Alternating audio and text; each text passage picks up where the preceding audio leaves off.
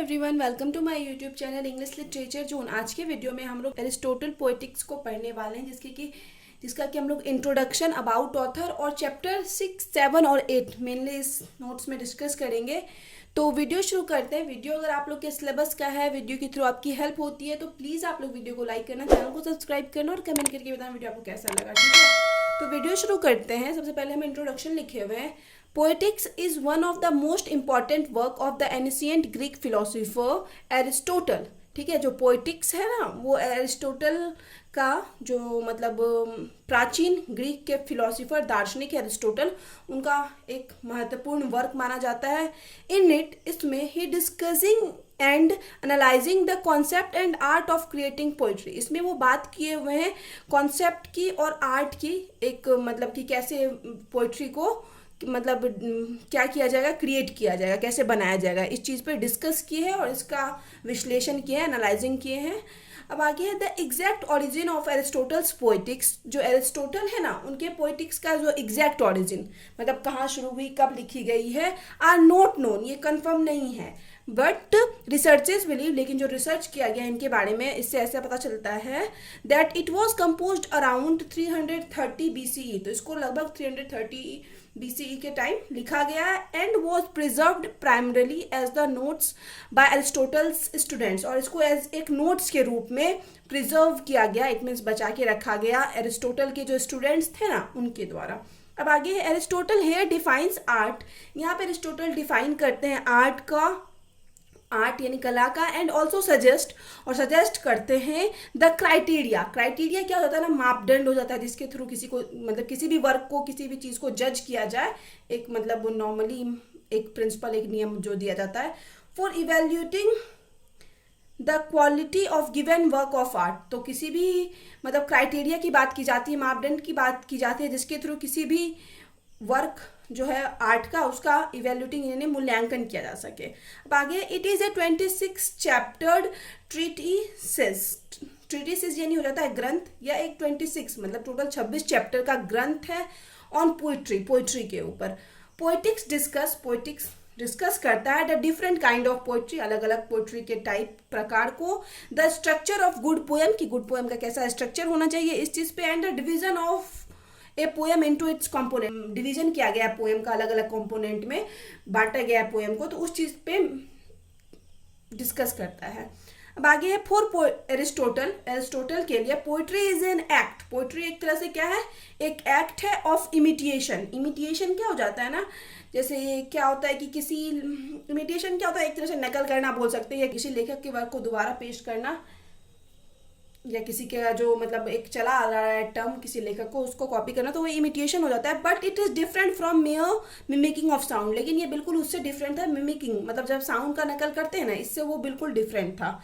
ठीक है, poet is a creator, poet एक क्रिएटर होता है, and he create something new, वो हमेशा न्यू क्रिएट करता है। मतलब ये इमिटेशन एक तरह से नकल करना है, बट ये थोड़ा अलग है। बट पोएट जो है, इसलिए यहाँ पे बताइए पोएट क्रिएटर होता है, वो हमेशा कुछ नया क्रिएट करने की कोशिश करता है थ्रू पोइट्री के जरिए। Aristotle defines poetry, Aristotle defines करते हैं पोइट्री को as a medium of imitation, एक साधन मानते हैं इमिटेशन का, दैट रिप्रेजेंट डुप्लीकेट लाइफ, जो कि रिप्रेजेंट करता है डुप्लीकेट लाइफ को। एक मतलब होता है ना, मतलब किसी का कॉपी किया हुआ डुप्लीकेट ही हो गया ना, नकल वाला life, through character, emotion and action, मतलब कैरेक्टर के इमोशन और एक्शन के थ्रू, जिसमें क्या डुप्लीकेट लाइफ प्रेजेंट किया जाता है।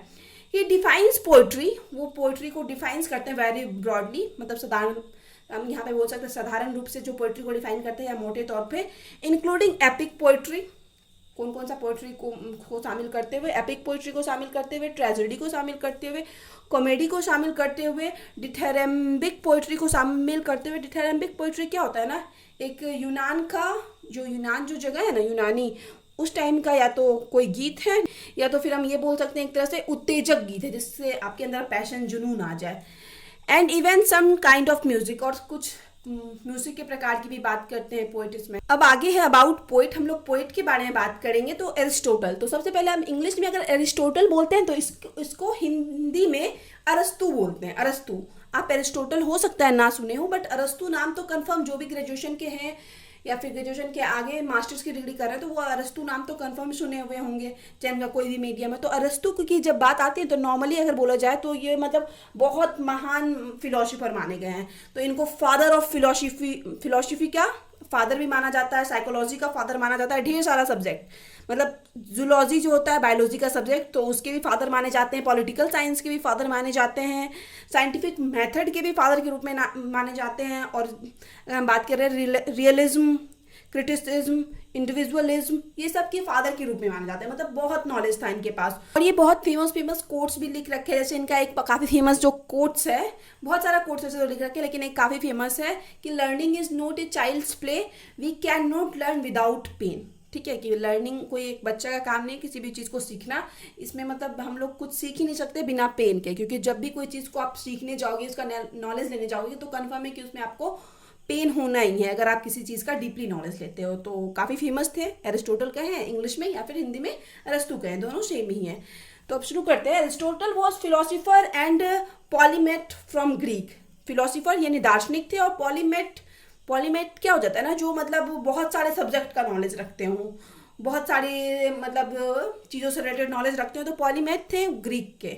ही मूव्ड प्लेटोज अकेडमी, प्लेटो जो महान, ये भी बहुत महान फिलोसोफर हैं, तो वो क्या किए, ये जो एरिस्टोटल है वो प्लेटो की एकेडमी में गए वाइल ही वॉज 18, जब वो 18 यानी 18 के थे।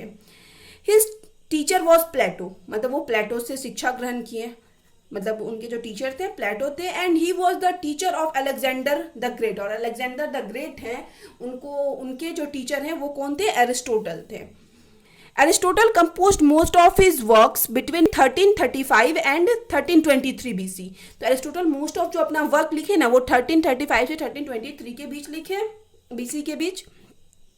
While he was in Athens, जब वो एथेंस में थे, he had amazing passion for learning, उनके अंदर बहुत ज़्यादा जुनून था लर्निंग को लेके, कुछ भी सीखने को लेके। And possessed marvellous knowledge on multiple discipline, और ढेर सारे डिसिप्लिन यानी विषय में ढेर सारे सब्जेक्ट का, अलग अलग सब्जेक्ट का बहुत ज़्यादा नॉलेज रखते हैं ये। हिज मोस्ट इम्पॉर्टेंट ट्रीटिसेस इंक्लूडेड, उनका जो बहुत सारा मोस्ट इम्पॉर्टेंट ट्रीटिसेस यानी ग्रंथ जो है उसमें शामिल है फिजिक्स, मेटाफिजिक्स, फिर आगे है निकोमैकियन एथिक्स, और एक जो निकोमैकियन एथिक्स जो ही मतलब साइंस है एक तरह का जो ह्यूमन लाइफ से रिलेटेड होता है, पॉलिटिक्स हो या फिर ऑन द सोल हो, और पोइटिक्स जो अभी हम लोग पढ़ रहे हैं, ये सब काफ़ी उनका फेमस ग्रंथ के रूप में जाना जाता है। इट इज़ बिलीव्ड, ऐसा माना जाता है, दैट हिज वर्क, कि अगर उनके वर्क को इफ़ कंपाइल्ड यानी पूरा जो भी जितना भी वर्क लिख रखे हैं, जितना भी उनको नॉलेज है, तो उस सबको अगर मिला देते हैं, can be considered as a virtual cyclopedia, तो वो एक वर्चुअल इंसाइक्लोपीडिया के रूप में जाने जाएंगे। ठीक है, इंसाइक्लोपीडिया जैसे विकीपीडिया हम लोग जानते हैं ना, काफ़ी मतलब कुछ भी सर्च करो तो सबसे पहला ऑप्शन विकीपीडिया हम लोग को सजेस्ट करता है, तो इसी तरह इंसाइक्लोपीडिया भी एक तरह का इसी तरह का लिंक होता है, तो उसी तरह वेबसाइट है, तो उसमें हर तरह की नॉलेज को देखने को मिलता है। तो एक वर्चुअल मतलब जीता जागता इंसाइक्लोपीडिया अपने नॉलेज की वजह से जाने जाते हैं। ऑफ ग्रीक नॉलेज के Aristotle is considered as the first genuine scientist, और पहले जेन्युइन साइंटिस्ट के रूप में भी एरिस्टोटल जाने जाते हैं। अब हम लोग एरिस्टोटल पोएटिक्स चैप्टर 6 को डिस्कस करेंगे। कोई भी चैप्टर के बारे में आप पढ़ रहे हो ना, तो इंट्रोडक्शन के साथ अबाउट ऑथर तो कंफर्म लिखना है, और फिर जो भी आप चैप्टर हो उसके बारे में लिख सकते हो। ठीक है, तो चैप्टर 6, 7 और 8 के बारे में मिलने इसमें डिस्कस करेंगे। सबसे पहले चैप्टर 6 को डिस्कस करते हैं। In the chapter 6 of the poetics के चैप्टर 6 में Aristotle discussed about tragedy. Aristotle क्या करते हैं, ट्रेजेडी के बारे में डिस्कस करते हैं, एंड इट्स टाइप, और इसके प्रकार के बारे में। He provides a definition of tragedy, वो ट्रेजेडी के एक डेफिनेशन देते हैं ट्रेजेडी का, that we can break up into 7 parts, जिसको कि हम लोग 7 पार्ट्स में ब्रेकअप यानी तोड़ सकते हैं, बांट सकते हैं। इट इन्वॉल्व्स मिमेसिस, इसमें मिमेसिस शामिल होता है। मिमेसिस क्या हो जाता है ना, कि एक ऐसा आर्ट या साहित्यिक वर्क जिसके थ्रू मतलब जो रियलिस्टिक वर्ल्ड है ना उसके मतलब उसका नकल किया जा सके, उसको प्रस्तुत किया जा सके। इट इज सीरियस, या सीरियस होता है। द एक्शन इज कंप्लीट, की एक्शन पूरा होता है, एंड विथ मैग्नीट्यूड, साथ ही महत्व के साथ होता है, अपनी अहमियत के साथ होता है। It is made up of language, या लैंग्वेज भाषाओं से बना होता है, विद द प्लेजरेबल एक्सेसरीज, और साथ ही साथ प्लेजरेबल कुछ एक्सेसरीज यानी सहायक उपकरण बोलिए या फिर कुछ सामान का यूज़ किया जाता है, आनंददायक। Of rhythm and harmony, rhythm यानी लय की बात की जाए, एंड हार्मोनी यानी तुक की बात की जाए, तो इसका यूज किया जाता है। दिस प्लेजरेबल एक्सेसरीज, और ये जो प्लेजरेबल एक्सेसरीज है आर नॉट यूज्ड अनइनफॉर्मली, इसको मतलब अनइनफॉर्मली यानी एक तरीके से यूज नहीं किया जाता है, एक मतलब बिल्कुल हर जगह एक जैसा ऐसा यूज नहीं किया जाता है throughout, but are introduce in separate parts of work. लेकिन क्या किया जाता है, इसके वर्क के अलग अलग पार्ट्स में इसको इंट्रोड्यूस किया जाता है, सो दैट फॉर इंटेंस, मतलब उदाहरण के लिए हम इसको समझ सकते हैं, some beats are spoken in words, कुछ वर्ड्स में बीट्स का को स्पॉक मतलब बोला जाता है, एंड सम बीट्स आर संग, और कुछ बीट्स को गाया जाता है। It is perform rather than narrate, इसको परफॉर्म किया जाता है ना कि नरेट किया जाता है, मतलब परफॉर्मेंस के थ्रू ट्रेजेडी को रिप्रेजेंट किया जाता है, ना ही इसको कहानी के रूप में सुनाया जाता है। And it arouses the emotion of pity and fear, और साथ ही साथ ये एक इमोशन, एक भावना जगाता है पिटी यानी दया की, और फियर यानी डर की, and accomplish a catharsis purification of this emotion, और साथ ही साथ एक मतलब एक तरह से कैथारसिस को रिप्रेजेंट करता है, जो कि हम मतलब एक प्यूरिफिकेशन है इमोशन का, शोल का। अब आगे नेक्स्ट एरिस्टोटल अजेट्स, नेक्स्ट एरिस्टोटल जो है, अरिस्टो जिनको हम हिंदी में बोल सकते हैं, इस बात पे जोर देते हैं that any tragedy can be divided into 6 component, कोई भी ट्रेजेडी हो उसको 6 कंपोनेंट 6 भाग में पार्ट्स में डिवाइड किया जा सकता है। दिस इज जैसे कि प्लॉट, कोई भी ट्रेजेडी हो सबसे इंपॉर्टेंट उसमें प्लॉट होता है, सेकेंड कैरेक्टर इंपॉर्टेंट होता है, थर्ड थॉट इंपॉर्टेंट होता है, फोर्थ डिक्शन, मेलोडी और स्पेक्टिकल, इस तरीके से इंपॉर्टेंस दिया जाता है, जो कि अलग अलग भाग में भी बांटा गया है। अब आगे the plot is the most important of the 6 part of tragedy, tragedy के 6 पार्ट में जो है प्लॉट सबसे इंपॉर्टेंट होता है। कैरेक्टर रिवील्स द, कैरेक्टर ये रिवील करते हैं इंडिविजुअल मोटिव्स, मतलब इंडिविजुअल व्यक्तिगत मोटिव को रिवील करते हैं ऑफ द कैरेक्टर्स के इन द प्ले में, वॉट दे वॉन्ट कि क्या वे चाहते हैं, और डोंट वॉन्ट और क्या नहीं चाहते हैं। This is more important to Aristotle than thought, और यह चीज़ जो है एरिस्टोटल से के लिए ज़्यादा इंपॉर्टेंट है थॉट से, तो पहले सेकेंड नंबर में वो कैरेक्टर को मेंशन किया एरिस्टोटल।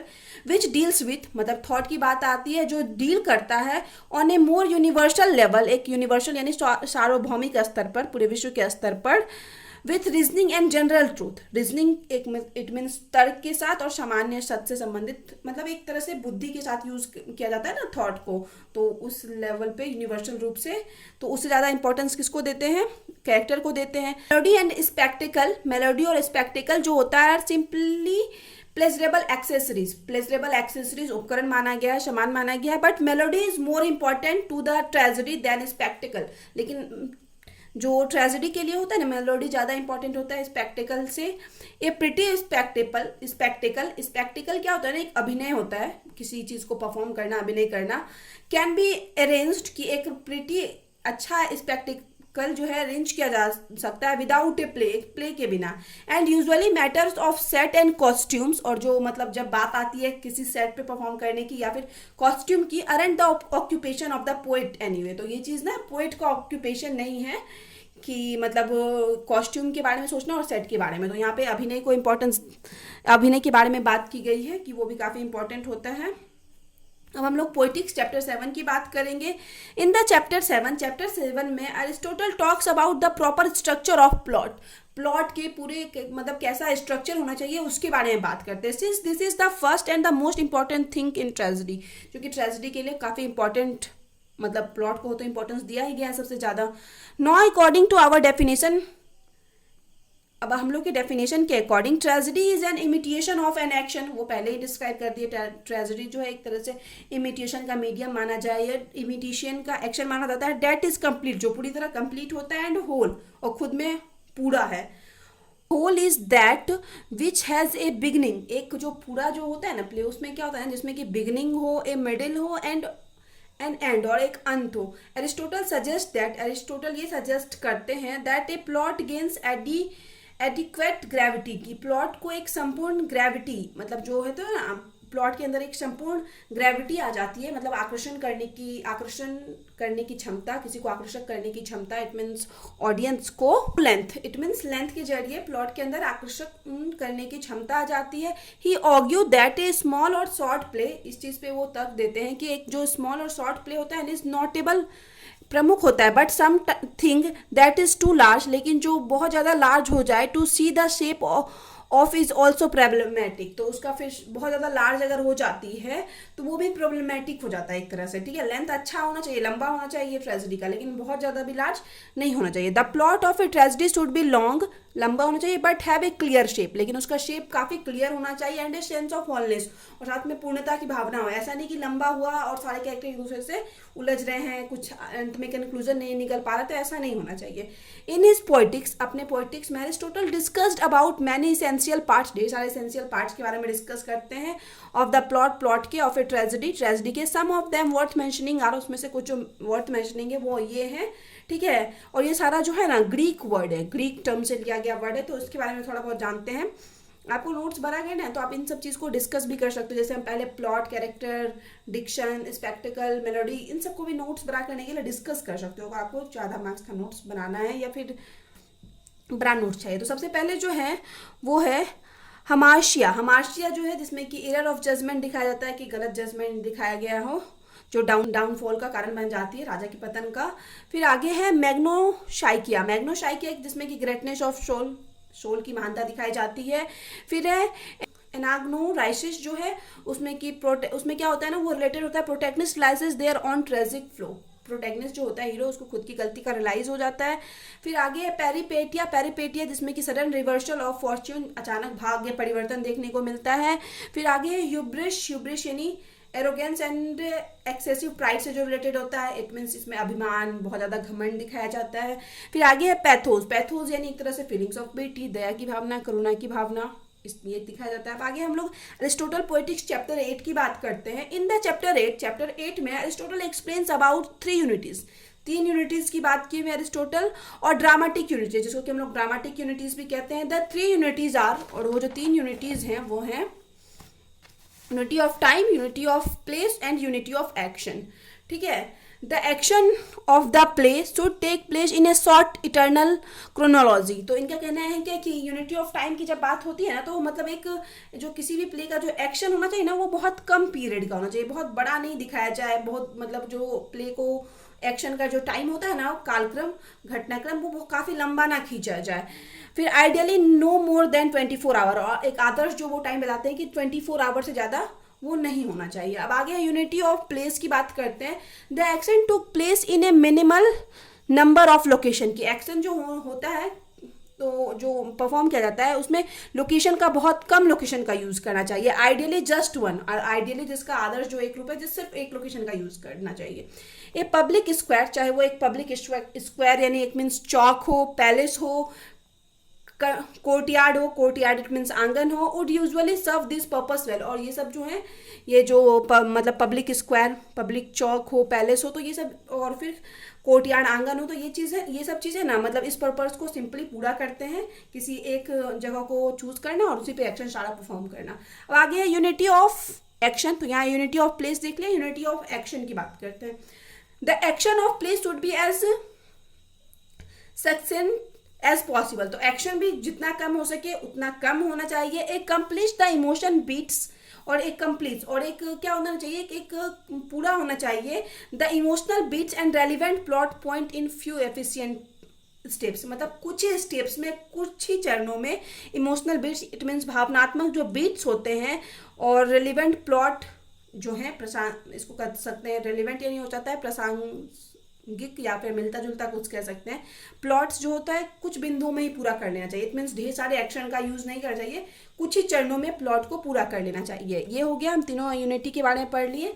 अब Aristotle in his poetics, Aristotle अपने पोइटिक्स में सजेस्टिंग द ट्रेजेडीज, मतलब कि ट्रेजेडीज की बात करते हुए हेरेक्लिड्स एंड थियसाइड्स, इन दोनों ट्रेजेडीज की बात करते हैं। इन द बिलीफ, इस आशा में, that bye focusing on a single person, कि हम लोग सिर्फ एक सिंगल पर्सन पे फोकस करके, they also achieve a singleness और यूनिटी ऑफ प्लॉट, तो यूनिटी ऑफ प्लॉट मतलब अचीव किया जा सकता है, साथ ही सिंगलनेस भी अचीव किया जा सकता है। फॉर एग्जाम्पल, उदाहरण के लिए Homer's Odyssey and Iliad, Homer की जब ओडिसी और इलियड की बात करते हैं, by contrast are based and unified action, ये सब बेस्ड होते हैं एकीकृत एक्शन पे, and avoid accounting for every event, साथ ही साथ ढेर सारा इवेंट्स दिखाना, इस चीज को अवॉइड किया गया है। That occurred in the life of Odysseus, जो कि ओडिशियस की लाइफ में हुई।